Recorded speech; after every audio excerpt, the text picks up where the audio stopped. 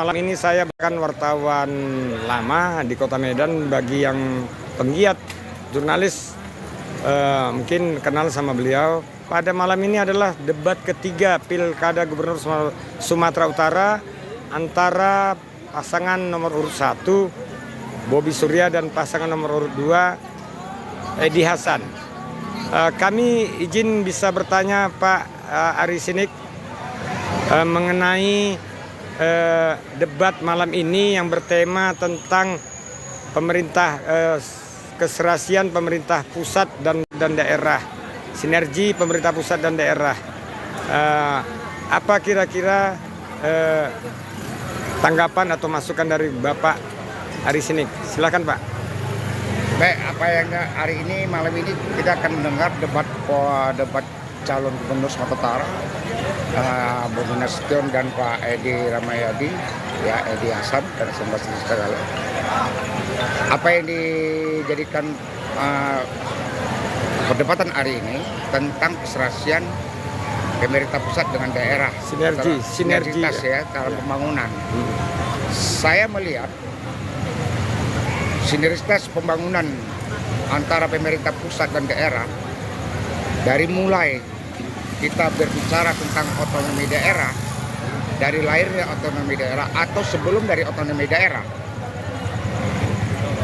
saya tidak pernah melihat adanya kesetaraan atau keserasian pemerintah pusat dengan daerah bersementara. Kenapa? Kita coba menghitung-hitung angka-angka pendapatan hasil bumi Sumatera Utara, ya.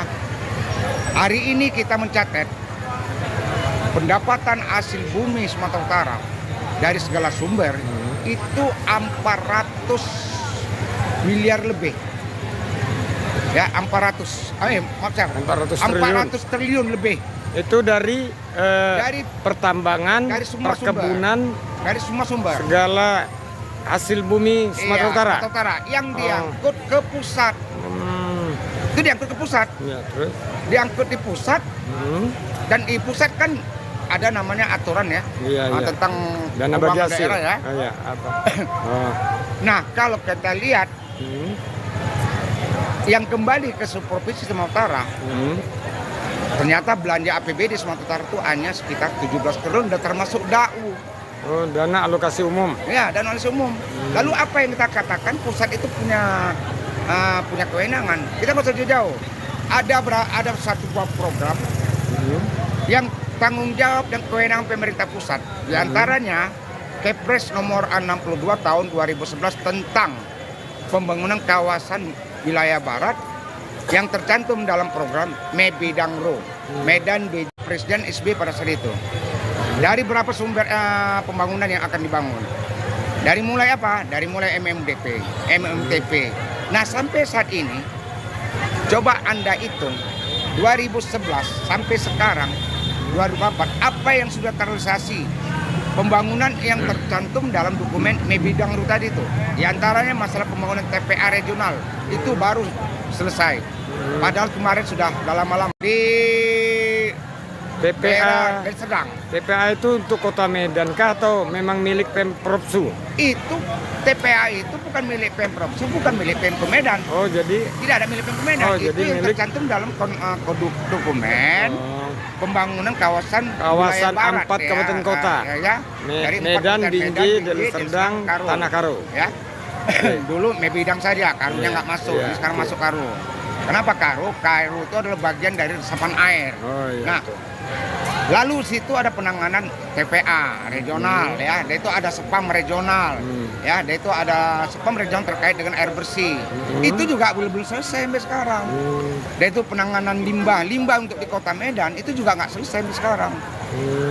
Jadi apa yang enggak? MUTP, Medan Urban Transportation Project, ya, terhadap jalan lingkar luar, lingkar dalam dan lingkar luar, itu juga nggak selesai bantuan dari pemerintah pusat. Ya, itu kewenangan pusat untuk membangun Sumatera Utara. Cek di dalam hal ini Mebidang, Kepres, ya nomor saya lupa itu Kepres tentang Simangke, kawasan strategi ekonomi khusus yang di Kabupaten Simalungun. Ya, Simalungun ke sama Batubara. Itu juga nggak selesai. Jadi apa ya yang dikatakan pusat itu punya tanggung jawab untuk Sumatera Utara? Ya kalau pusat tuh logo berani nggak? Kalau sampai banyak 100 triliun uang tuh balikkan ke Sumatera Utara.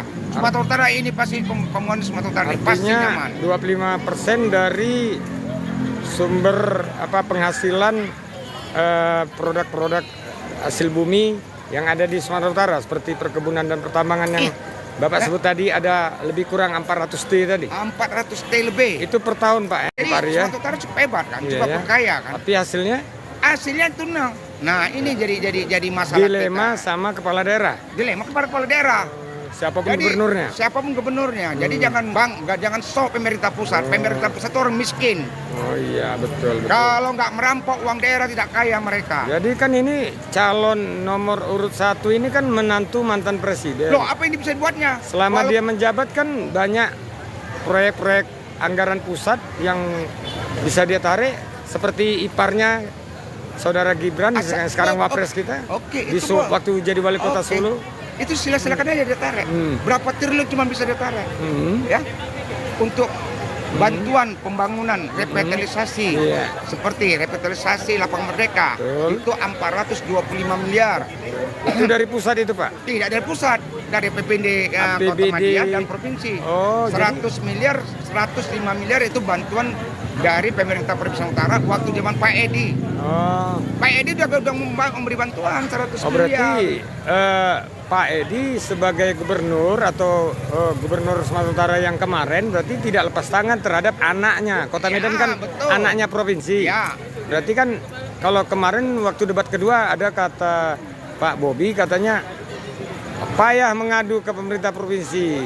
Itu benar nggak itu sikap-sikap seperti itu? Kalau saya katakan itu nggak benar.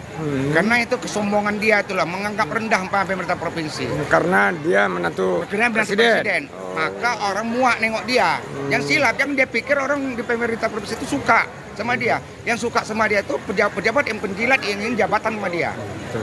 Ramenya juga nggak bagus. Dia nggak punya adab dalam mengajak berkomunikasi kepada pejabat pemerintah provinsi.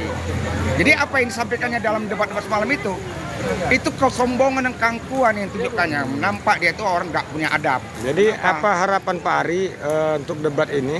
Kalau harapan saya untuk debat ini, ya kita berharap jangan lagi dia mencoba menyalahi Pak Edi.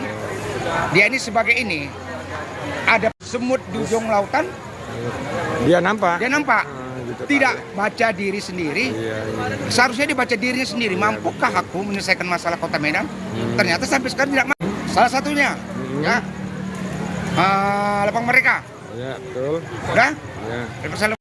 Lapang Merdeka 425 tak siap. Tapan Bunga nggak siap. Islamic Center tak siap. Apa ini dibuatnya? Penanganan banjir Kota Medan. Penanganan banjir Kota Medan. Dan Medan belum saya cabut menjadi kota sejuta lubang. Saya menyatakan Medan sejuta lubang. Belum saya cabut pernyataan itu. Untuk Pak Ari yang membuat status atau julukan Medan kota sejuta lubang. Betul. Saya yang membuat status itu. Mantap. Medan sejuta lubang saya punya status waktu saat dia mau menikah dengan anak Jokowi. Anak presiden. Ya. Jadi saya belum cabut itu status Medan sejuta lubang. Medan masih kota sejuta lubang dan masih Medan kota berlumpur dan parit. Jadi begini Pak Ari, ini kalau dalam kota kita kan sama tahu bahwa setiap kota punya titik nol. Saya kemarin ada datang teman saya dari Malaysia. Ya ini kita jujur Pak Ari sebagai warga Kota Medan yang lahir besar di Kota Medan, ditanya 0 kilometer Kota Medan di mana Bang? Dulu dia pernah waktu saya kuliah, dia tahu di kantor pos. Dia rindu nostalgia masa lalu Kota Medan. Jadi saya sebagai putra Kota Medan, putra daerah, saya jawabnya malu, nggak dijawab lebih malu lagi. Apa tanggapan Pak Ari tentang itu? Kan kalau istilah kota ikon namanya itu. Kalau ikon mungkin titik nol Bukit Tinggi di Jam Gadang, titik nol Jakarta di Monas, titik nol Kota Medan kan Tugu di depan kantor pos, ya kan? Itu apa tanggapan Pak Ari? Ini masalah jati diri loh ini. Silakan Pak Ari. Ini sebuah dilema ya. Maka dulu kemarin saya katakan dia seorang pemimpin pembohong. Kenapa? Saya masih teringat itu di malam minggu itu titik nol Kota Medan sebagai titik kilometer.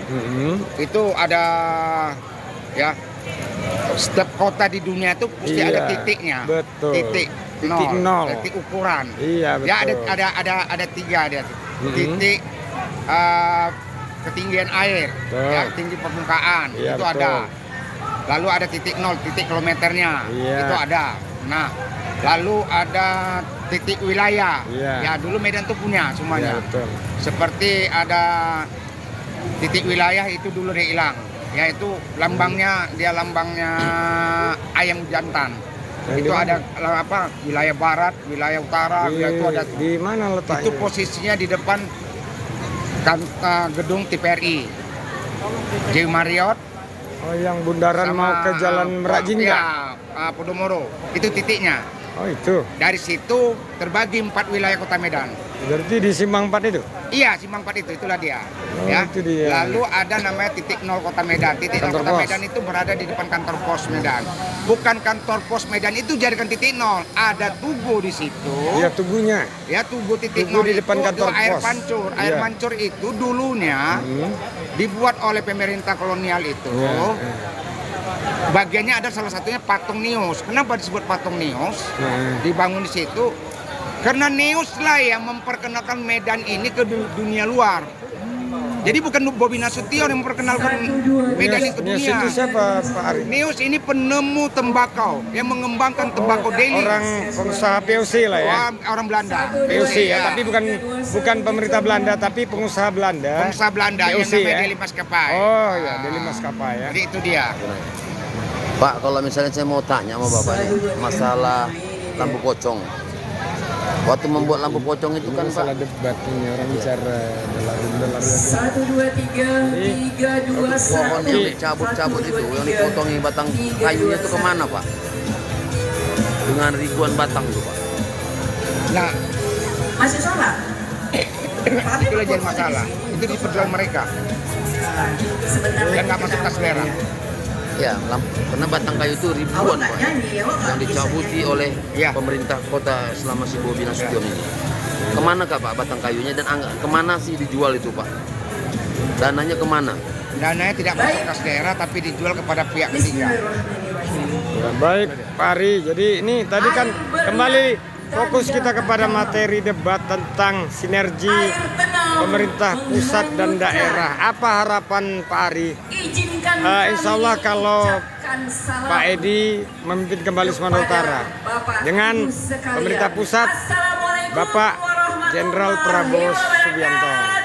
Kan beliau sosok juga dari militer. sama-sama Apa harapan Pak Ari? Semoga Ya, yang kalau jawab harapan salam saya pertama, pulang dari sini. waktu zaman Pak Edi ini pertama Ayah Edi memenangkan debat hari ini. pernah berupaya untuk Semoga memperjuangkan yang menjawab salam saya memperjuangkan tadi dana pulang dari sini, penghasilan rezekinya kebun itu makin banyak. dikembalikan ke pemerintah Provinsi Nusantara. Berarti dana bagi hasil DBH. Bukan dana bagi hasil, Semoga yang dana menjawab pendapatan salam dari saya tadi. hasil kebun Semua dikelola hutang-hutangnya oleh lunas. pemerintah daerah masing-masing. Itu sudah pernah dibicarakan, ya diupayakan. Jadi kalau dana perkebunan itu ya kembali kepada daerah, daerah yang dimana ada kebunnya. Baik, Bapak Jadi Ibu yang pemerintah berbahagia, provinsi terima sebagai kasih perwakilan pemerintah sudah pusat di meluangkan Sumatera Utara, waktu. dia memperjuangkan Datang dana hari kebun ini, itu, malam ini, dana hasil kita perkebunan itu ke mengucap pemerintah puji pusat syukur untuk kepada dikembalikan Tuhan kepada pemerintah semesta provinsi alam dengan dan daerah mengucap kabupaten kota. alhamdulillah. Kenapa? Amin. Rata-rata Medan Dan tidak punya salawat dan kebun. salam untuk junjungan kita Nabi besar Tuh, Muhammad yang punya kebun itu dari Serdang, Serdang, Langkat, Simalungun, Asapa, Langkat. Asahan, Simalungun, Batubara itu punya kebun. Mereka tidak bisa berharap dengan pendapatan yang kecil. Jadi dana perkebunan itulah kembalikan kepada pemerintah provinsi agar pemerintah provinsi bisa membagi kepada kabupaten kota terhadap hasil perkebunan tadi itu. Biar mereka bisa membangun daerah kabupaten kota tadi itu. Jadi jangan cerita pemerintah pusat itu adalah perampok uang daerah. Itu jelasnya. Jadi gini Pak Ari, kemarin ada memang pernah Pak Edi bicara. Pak Koto, temanin saya. Waktu beliau ketemu dengan Saya bicara. Ibu Foto perpantun. Ibu Kopipah Ya. itu dana bagi hasil lah istilahnya. Beda dana bagi hasil. Oh enggak, dana bagi hasil perkebunan maksudnya. Awak tahu diumbang. Enggak, apa dana bagi hasil produk-produk lokal. Iya. Jawa Timur 30%, sementara Sumatera Utara 10% nggak sampai. Kok 10%, 5% nggak Nah, dapat? itu makanya itu maksudnya kita berharap Pak Edi bisa menekan atau bermohon kepada pemerintah pusat untuk menaikkan dana pembagian itu agar tadi yang masukan dari Pak Ari tentang pembangunan bisa merata. Jadi jangan disalahkan siapapun gubernurnya. Jalan kok hancur, ya, kenapa nggak hancur orang mobil truk, mobil kebun masuk? Yang disalahin pemerintah. Jadi maaf ya. Kalau ini agak revolusioner saya mengatakannya ya. Calon gubernur dan wakil gubernur Aceh, Sumatera Utara dia kembali berapa persen? Ini tuntutnya. yang ketiga Ya, di atas 5% berhasil mereka tuntut. Riau, mereka berhasil menuntut Di otonomi khusus. jadi 20% kalau nggak salah saya, ya menuntut hak dia. Yang tadinya berapa ratus triliun pendapatan tambang minyak tadi itu ke pusat, turun kepada mereka nggak silap saya, kalau nggak salah saya itu 20 atau 25%. Hanya pembangunan di sana Pembangunan, maka baju pembangunan maksimal. Nah, ya. kalah kita Sumatera Kalah Utara. kita Sumatera Utara ya. Nah, kalau begitu Aceh dan Riau mereka pernah menyatakan siap untuk merdeka. Kenapa kita nggak Sumatera Utara siap untuk merdeka? Kalau tidak di Kalau nggak diturunkan dana kita untuk 25% atau 30% kembali ke daerah kita Sumatera Utara. Dengan pendapatan hasil bumi dan tambang kita itu 400 triliun ya 400 triliun per tahun. per tahun. Jadi pemerintah daerah hanya cuma dapat PBB saja. Iya, pemerintah daerah dapat PBB. Yang dikembalikan adalah PBB, pajak bumi bangunan. Itu yang dikembalikan kepada pemerintah daerah, kabupaten kota. Ya.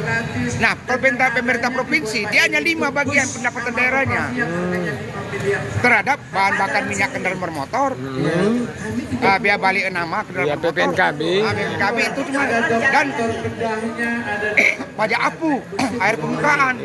Air ya kayak ya inilah air dalam Air tanah diambil ya. sungai, Iya, air iya. diambil sungai ya. Nah, itu banyak untuk pakai kebun-kebun. Nah, itu cuma 5.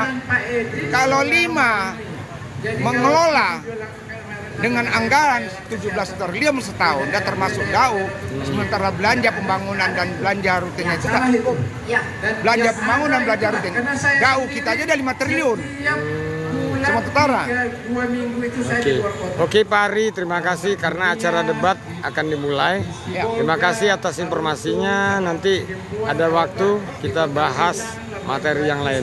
Terima kasih Pak Ari. Ya, assalamualaikum. Salam. transaksinya.